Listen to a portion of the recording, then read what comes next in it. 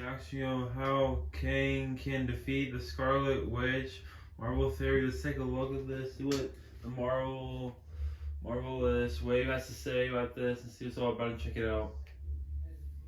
Throughout the years, one of the most intriguing debates regarding the MCU is which Avenger and which individual is objectively the most powerful. While this can apply to Earthbound and spacebound individuals, as well as now multiversal heroes and villains, oftentimes one of the names to constantly appear next to the top of the list is Sokovian refugee turned Avenger and superhero Wanda Maximoff, the Scarlet Witch. After the events of WandaVision and Wanda's subsequent rebirth as the fabled Scarlet Witch, it was hinted that she had the potential to grow even more powerful than the Sorcerer Supreme, which we got to see in full display in Doctor Strange in the Multiverse of Madness. We watched her not only contend with Doctor Strange, but actively overpower and outmaneuver him routinely. And Strange is on the defense for the majority of his own film.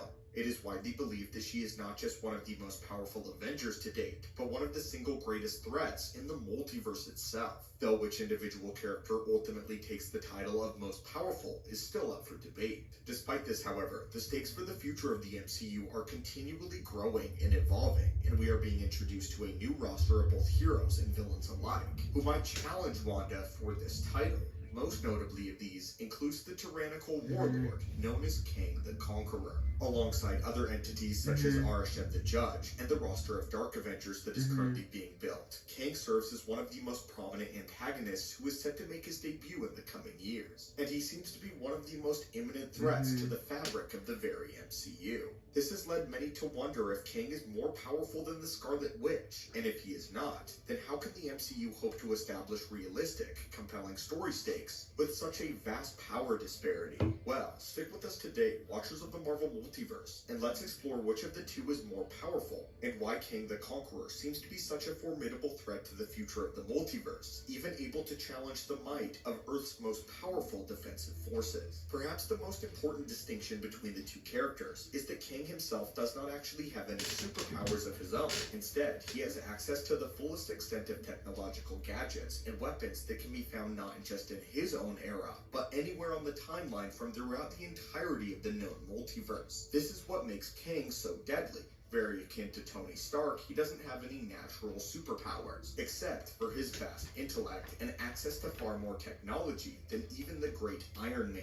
Nathaniel Richards comes from the 31st century, where technology is far more advanced, and it's unclear as of yet what this entails by the MCU. Based on his comic appearance, however, we can surmise that he would likely be equipped with incredibly powerful shielding technology, as well as battle armor that enhances physical characteristics immensely, as well as an array of range and melee weapons that have allowed him to conquer entire timelines with an army at his back. But whether or not this tech and his forces can stand up to the raw might of Wanda's capabilities has yet to be seen. The MCU might elect to make this technology powerful enough to withstand Wanda's attacks in order to build stakes while altering comic precedent. But it stands to reason that a mythic being who has displayed the level of power similar to Wanda may not be limited by mortal technology. And until we see how the MCU depicts its various iterations of Kang, we have to rely mostly on speculation in regards to the MCU adaptation. It's important to note, however, that no two Kangs are the same, and each of them will likely have a different approach and style or preference of conquering, not to mention how their individual arsenals will change between the timelines.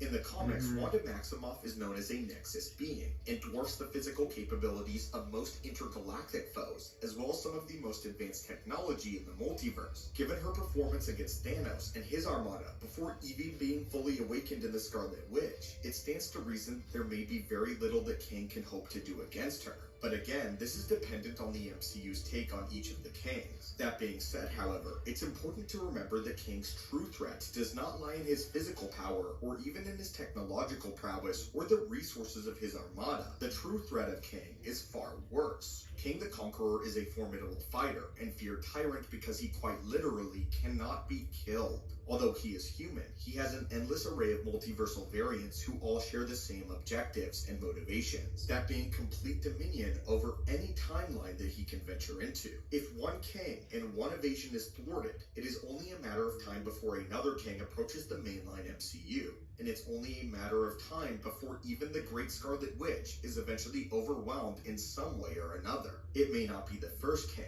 not even the 1000th Kang, But the millionth Kang, and so on and so forth, even if she is able to ward off every iteration of Kang throughout her lifetime only protects a set number of years on the sacred timeline, and she is only human after all. Wanda Maximoff is canonically around 30 years old, and the events of WandaVision seem to show that she is entering the prime of her life in terms of her physical power. She is, however, subject to the same aging patterns as many normal human beings despite her immense power levels, and if she is able to protect her home from the incursion of Kangs, all they have to do is simply jump forward a few short decades to a generation where Scarlet Witch is no longer able to protect the timeline. The roster of Avengers is always in flux, and in just the past 10 years, we have seen the rapid expansion and diversification of the MCU's cast of iconic characters, beginning all the way back with 2008's Iron Man.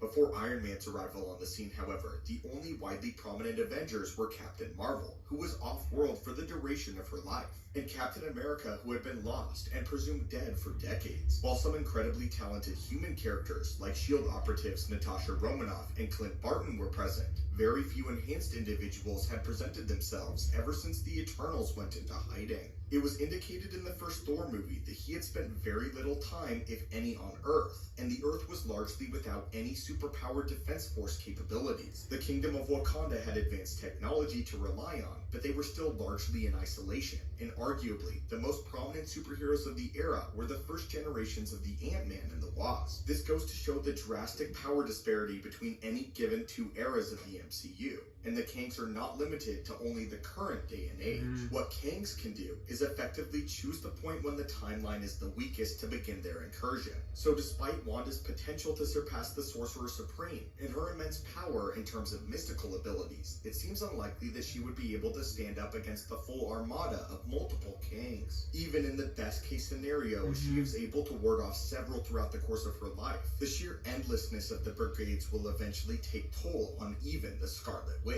This is not to discount Wanda's tremendous power, however. It is merely meant to illustrate the grand scope of the conflict that lies ahead for the future of the Marvel Cinematic Multiverse, and the dire ramifications that may arise with an endless siege of Kangs year after year, if a solution is not discovered at some point in the very near future. But anyway, watchers, what did you think of this assessment? Who do you think is more powerful overall? Of course, on a one-on-one basis, Scarlet Witch is vastly most more likely powerful at this than point, any given but Kang. Kang could However, be more again, with powerful the as sheer well, scope who of knows? Kangs throughout the multiverse and their experience, as well as even potentially We haven't seen how waiting powerful out Kang is Scarlet yet, so I Witch, say it's Scarlet only at a this matter point. of time before one of them gets lucky. But anyway, my friends, how long do you think Scarlet Witch would be able to outlast a Kang? And how long before she Depends on how ultimately much power she becomes has. multiple incursions? As always, my friends, thank you so much for watching the channel. Hit that subscribe button to assemble and join our team, and I will hopefully see you in the next video.